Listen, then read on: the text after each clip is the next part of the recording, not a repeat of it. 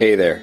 Welcome to Spiritual Unraveling with Ashley and Nate, a podcast about the sometimes messy process of spiritual awakening. We invite you to listen in as we discuss spiritual topics and themes showing up in our personal lives and out in the broader world. We promise to always bring our grounded and lived experiences to the exploration of these topics. We know that the process of awakening can sometimes be lonely and even scary. It is our intention to remind you that you're not going through this alone and that we're all in this together. Thanks for tuning in and enjoy the episode. Welcome everyone to Spiritual Unraveling with Ashley and Nate. And on this week's episode, we are going to talk about the reflective nature of the universe. Ashley and I were talking about the various things showing up in our lives, the situations, the circumstances, how we are handling them, the situations and circumstances in the broader world, and how we are thinking about them or living with them or experiencing these things. And we were both kind of in awe of the realization that so much of what we experience is a reflection of our own inner process and where we are in our life. And that is a big idea and it's a deep thing to think about. So we were hoping in today's podcast we can just unpack that a little. I think one of the things that we were prompted to in doing this was feeling like the energy right now is really calling us to be unguarded in our experience of life and to attempt to dismantle as much as we can our facade, our persona, and really just be in presence and experience with what is showing up in our life. So yeah, that's a big ask, Ash. I'm going to toss it to you because now my brain is starting to fry a little. What do you think about this? I mean, this conversation around the reflective nature of the universe. Yeah, it is a big topic. It sort of makes my mind go blank a little bit when you say it because I think I'm just, this year has been the first year that I've really been available to really see that mirror. It's like hard. You have to do a lot of ego resourcing to be able to start seeing that mirror in all the ways, But you just said something about the unarmored or the unguarded, the unprotected. And that really, part of what gets reflected back is our own protections. If we are triggered by somebody in the world, usually that's a part that we have rejected in ourselves. We can use our own experience all the time to reveal our true nature by seeing what's not true or by looking at our own protections. And usually we can do that easily by seeing how our mind is working or where we're getting triggered in our life.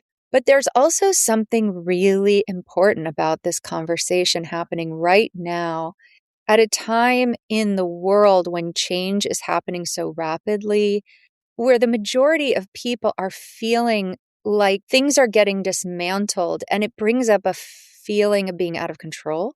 And usually when when we get into fear, that's when our protections really show up. And so it may be a protection of judgment or a protection of trying to control something or distraction or whatever it is. And we're talking, I think what you were saying is, can we just be with the fear? If fear is arising right now, we're seeing it maybe in the larger world, or maybe it's showing up in your world, that's an opportunity to sit with fear in this sort of, unarmored is such a good way to say it, way, and practice the presence with being with our experience and then see what happens from there. Because the old patterns, I think they're not going to work anymore for us. I think we're coming to the end of some patterns that have been around for a very, very long time. And so we're sort of here as like brave souls saying, okay, I'll be with this fear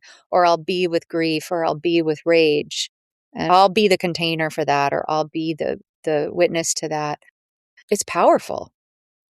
Yeah, and I agree. It is sometimes a very frightening thing for the egoic mind to stop the mental gymnastics and just sit with the feelings that are arising, because that's sometimes we have uncomfortable feelings that arise, but the resistance to the feelings is actually what causes most of the pain in our life. The flowing with the feeling, letting the feeling come up, giving it its moment, and then letting it pass through you is actually being in flow with life. And that's a grace-filled life. That's ease. That's when life starts working with you and you stop trying to hold on to the rock in the middle of the river of life, right? I mean, that's when you kind of get pummeled. And it's funny because we think all of the mental gymnastics and the structures and that we've created by the brain and the thinking, those are all things we think inoculate us from experiencing hardship or these difficult things in life, but really it creates resistance, which then creates a lot more kind of pressure. It's like life will turn up the volume on you to get you to be in the flow. Let the universe work on you in its subtle ways. Don't wait for the message to get super strong, because that's when things can get really hard.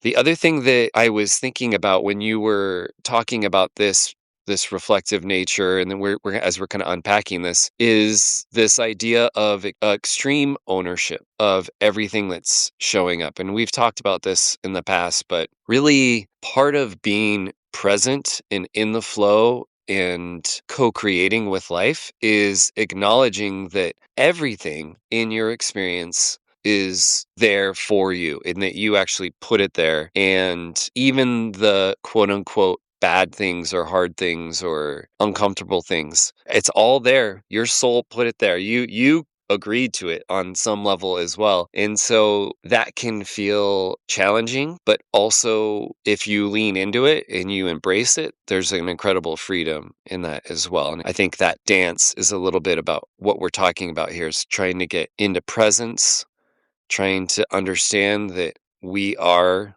everything that is happening and that there is no separation, and that the more we can live in that presence, the more life will flow. I don't know. What do you think about that?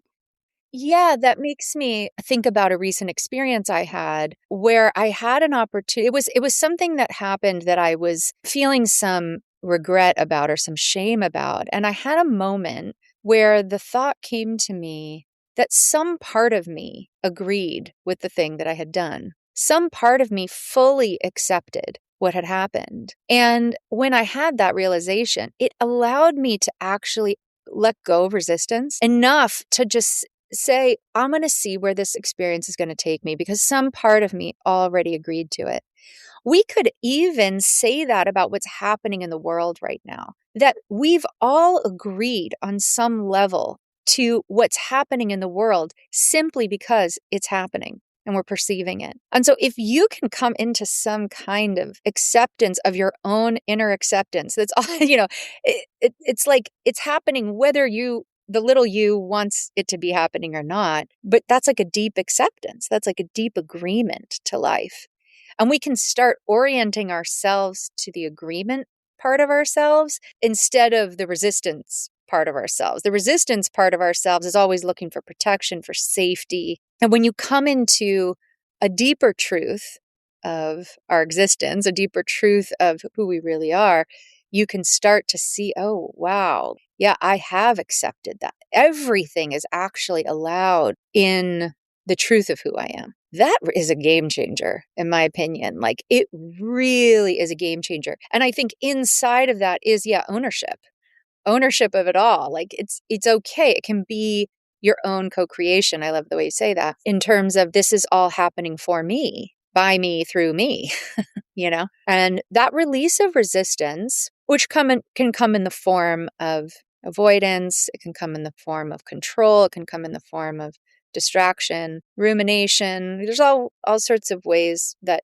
resistance can show up. And when we relax and we come into presence, we just practice presence and we practice presence and we practice presence and we practice being with the fear. We practice being with the resistance, seeing the resistance, being with that, accepting resistance. It's like so powerful. It's so powerful. And I guess I want to say empowering. It's actually empowering You stop feeling victimized by your life. Yeah, absolutely. I totally agree with that sentiment that even on a when things are big at this kind of macro level, the world stage, we have wars, we have all sorts of things happening. And one of the ways in which I feel like I can find peace with that is to see that it is a reflection of an aspect of myself, an aspect of humanity, that it is, and that is okay, and to also not be in resistance with that. So I guess the other thing that's coming up, and this is another one of our favorite things to talk about, is neutrality. Is really just seeing everything as a reflection. The inner is the outer. And then the next step is to also not have judgment about what is showing up and to know that it is showing up as a way for us to process the separation between us and source, and that the more that we can be in these difficult experiences and to not be in judgment and to see them as a valuable part of us, as a part of our all of us, that then those things will dissolve. They will eventually work themselves out. There won't be a war with people when you are in alignment with yourself. So there's always an aspect of the self that is in separation when we're seeing separation reflected back to us. This is goes back to like ancient hermetic principles of what is above is below, what is inside is out. And those things as concepts, they can be kind of helpful, but if you can turn them into lived realities and really embody them and witness things happening in the world and take ownership and also remove judgment from them, as you were saying, that is a game changer. You then orient to life in a much different way. You stop feeling like a victim. You stop feeling like you're out of control. You start seeing, oh, I have a part of this. I have agency. And it goes back to one of those simple maxims, which is just like if you want peace in the world, you have to have peace in yourself, right? It all starts on the micro level to then become a macro level energetic wave that's rippling out. And you can't control the big parts. All you can control is your own personal experience. So I don't even really care how people get there, but making peace with the self, and I think there's lots of roads there. However, you do that is actually the biggest service that we can be on a global level right now is to be in alignment with yourself, to make peace with yourself, to remove judgment, and to be in the flow of life. Wow, that was so good. It made me take a deep breath. It just made me like exhale because I think this is so important. I think what you just said is so important. I think it's how we started our conversation, which is kind of like with the question of what can we do right now? There's so much we feel out of control with. That's like cuckoo bananas. But there's a really, really big invitation to do exactly what you just said. And one of the things that we were saying, I think you said this before we got on today, is we can't change the world, we can't change ourselves, but we can become available for change. And we do that through presence. We do that through coming into neutrality, to making peace with ourselves. We start to allow change to happen. And we can trust at that point that, or we start to see, I guess we start to notice that that change is always orienting for the highest good. It's not like we're just opening ourselves up to be messed with or something. There's some way that cultivating presence, peace, acceptance, allowing starts to signal an agreement to life's infinite intelligence, how it wants to move and shake things up and stir things up. And we can just see this in the outer world. It's like speeding up. There's so much going on. There's so much changing so quickly. So if we can start to find our own ground, then we're sort of not being batted around by this change, by this unraveling that's happening. We can get into an agreement with it. What do you think about that? Yeah, what we were discussing before we hopped on that idea around change was it's like the egoic mind wants to control change. The thinking mind wants to have a say in change and how change happens. And it kind of wants to micromanage and, yeah, control, have an aspect of control or ownership over the change in terms of like how quickly, how much change, all of this. And what I was saying to you is we think about change as some kind of static energy that is like something we can manage. And what I was coming to the realization was is that change is like the breath. It is ubiquitous. Change every single moment is change. We live with change all the time. The mind and the thinking wants to slow change down and have control over it, but actually you are constantly in a state of change. Your cells are reconfiguring all the time. The sun's angle is changing, the weather, everything in life is in a constant state of change. So it's a total illusion that we would have any control over that many variables. What it really is this ability to completely surrender to that reality and let go of trying to manage the change, to just, again, this is back to being in the flow with life. And part of the inspiration for that for me was I was watching a YouTube video from this woman that I really like, and she had mentioned that if we are of source, if we were created by God, if we are aspects of the divine, the reflective aspects of the divine, so that the divine could know itself, then there is nothing wrong with us, that there is nothing about us that needs to be fixed, that we are just an experience. We are in our own experience, and to not be in a place of, I should do this, I need to do this, I want to be better. Instead of those things, those ideas, those thoughts, and those are thinking things, it's to understand that you are perfect as you are. You reflected back to me after I had said this to you, to be open to the reality that change is constantly happening anyways. So it's not that you need to change because you're somehow broken or not good enough or whatever you're thinking or socializing or the world is telling you. It's that you are perfect as you are in this experience. You are having it. And change is a constant. It's happening and you are always evolving with it. And the more that we can be accepting of that and neutral with it, the more we will, I think, enjoy life and be in the flow with life. Yeah, I mean, I kind of started to see like a picture when you were talking of the ripple effect of just the recognition that you are perfect the way you are and you don't need to change. Like the ripple effect of seeing the illusion of the self-improvement project. Just think about how much you're bombarded with marketing for self-improvement. So the actual belief, if you were if you were able to somehow digest this truth that you just named, that you are created by God, and then there is no more self-improvement project. Then you begin to see that truth in everybody else. If just that one thing could change in every human, the world would change overnight. I mean, that would be such a drastic, dramatic shift in how we are creating our reality every day together. So I just love that as an orientation. And I think just sitting with that as an idea, like some people are like, oh, yeah, I believe that. That's great. But other people listening might think, well, I don't know how to get there, you know? And I think just sitting with it as a potential, sitting with it as a possibility, you start to see how conditioned we've all been to disconnecting from our divinity. And it's mind-blowing. It's really, really mind-blowing. And the function of that.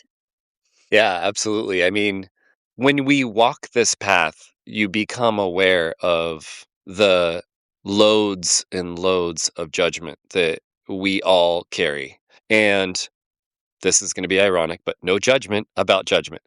It's part of life. It is part of being incarnated, I believe. I think that is actually part of what we are here to experience and what we have agreed to be a part of is to have false separations so that we can come back into wholeness. That is actually kind of the dance of living on earth, is that we create false separation, then we get the invitation to come back into wholeness and alignment with all that is. And when that happens, when we have glimpses of that, we call those miracles, we call those enlightened souls, whatever, bliss. But I believe that that is the invitation. But I agree that it feels like a tall order to think that I don't need to improve myself, that basically to undo the years and years of socializing and being put upon with these external kind of things that I don't think necessarily were even. I think they have their own momentum. They're like these thought forms that humans have projected, we've created them, and so many of us take them on because we're not aware of them. And the key here to working with all of this stuff into taking the first step down this path is awareness. As soon as you become aware of anything that tells you you're less than God's source, then you just know, you're like, that's thought form. That's not real. That's a creation. That's fine. You don't have to get worked up about it. You can stay neutral, but the awareness of it then gives you the power to start getting curious and saying, oh, well, geez, that doesn't really feel like mine. That doesn't feel resonant with this truth that if all that is created, all that is, there is nothing that is inherently better or worse than anything else. It is just a creation. This goes into my idea, when people talk about love and they say, the universe is love and it's just all, universal love and divine love. And I have nothing against any of that. But for me, I know that the idea of love is tainted with my humanness. And so it kind of moves into this idea of human love. Human love is a beautiful thing. And it's probably one of our best inventions as a species is human love. But I think divine love is actually different than human love. I believe that divine love is complete and utter acceptance. It is the acknowledgement of everything with neutrality, of just like appreciation for all that is, for this creation. And when you start to even get just a little bit down this road, life totally changes and it gets a lot more exciting. It gets a little bit scary because it's completely counter to what you have been conditioned, but it also has locked within it a just huge amount of potential to really reorganize your life, to interact in a completely different way, to see that not only is that true for you as an individual, but that's true for every single person, every single thing, everything that you're interacting with in this world is holding that truth, that it is appreciated by all that is. I don't know. What do you think of that? I love that. I love where this is going. The word that was coming to me was coherence when you were talking. Like as a substitute for love, because we do get confused about what love is supposed, whatever. But I think it's just coherence, right? It's everything that you were talking about kind of folds in for me to that word, and that word sort of brings me into a space inside of myself that does feel very neutral but peaceful and allowing. And then there's also so much aliveness in that, because if we're always moving towards coherence, we're also working with not what's not in coherence, right? And so we get to like kind of work with life as it unfolds to keep coming back into coherence. And that's the work. That's like the fun part. It doesn't have to be a self-improvement project. It can actually be this like delight in remembering and reclaiming coherence in your system. I was thinking about the word resonance earlier when you were talking, like, and you used it. I was like, yeah, resonance, like using your resonance. Like you don't even have to believe in God. You don't have to believe in any of this stuff. If that's too hard, you can just start practicing acknowledging resonance inside of you, because we all have this knowing inside of us. We're all in this process of remembering who we are, and we can use resonance as a way to just follow what's true, and the mind doesn't really have to even get involved. In fact, I think I want to say something right now. Like the time is now to start really working with the mind in a more, I don't know if the right word is clear way, because you were saying it. You were like, if it's just a thought form, it's not true. But I think that's a real rub for a lot of people. I really remember when the different layers. I mean, it's always like unfolding, but the different layers of like really like letting go of my mind, because I had so much of my identity was in my mind. So, yeah, I think the time is now to really start understanding how much our mind may be keeping us from this acknowledgement of coherence, resonance, peace, sovereignty. Mhm. I don't know. What do you think about that?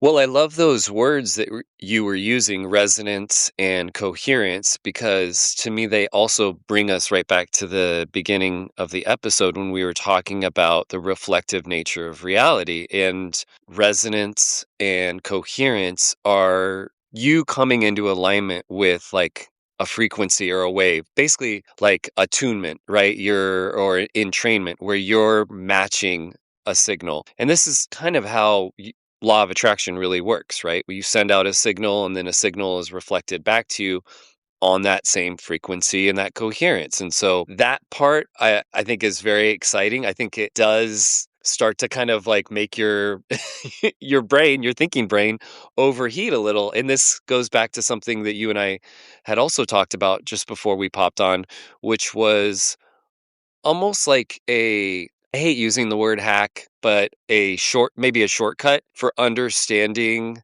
when you are when you're moving out of presence and into thinking. Again, awareness is the game. So when you can become aware of when that's happening, it is incredibly helpful for you to start working with the mind, as you were talking about.